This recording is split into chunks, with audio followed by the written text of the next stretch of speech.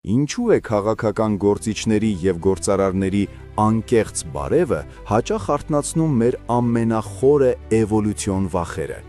Սա պարզապես ժեստ չէ, այլ իսկական քաղաքական ինքնասպանություն։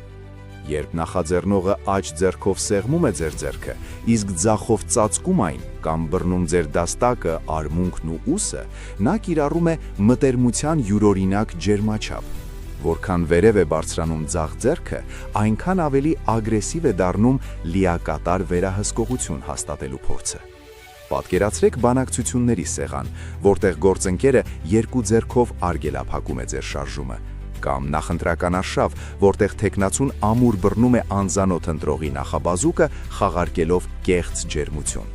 Էվոլյուցիոն տեսանկյունից մեր ուղեղն ստանում է ծայրախեղ վտանգավոր ազդակ։ Ձեր աջ ձեռքի արգելափակումը զրկում է ձեզ պաշտպանվելու և հավանական հարված հասցնելու կենսական ազատությունից։ Այդ իսկ պատճառով այս ժեստը դրական է ընկալվում միմիայն հին ու մտերիմ ընկերների միջև։ Քիչ ծանոթ մարդկանց կողմից այն ենթագիտակցորեն ընկալվում է որպես բացահայտ ճնշում և ձեր անձնական սահմանները ճեղքելու փորձը։ Իրական իշխանությունն ու հեղինակությունը ոչ թե դիմացինի տարածքը ֆիզիկապես կաշկանդելու, այլ նրան կամավոր բացվելու և վստահելու ազատություն շնորհելու մեջ է։ Կիսվիր այս տեսանյութով նրա հետ, ով հաճախ է հայտնվում նման մանիպուլյատիվ ծուղակներում։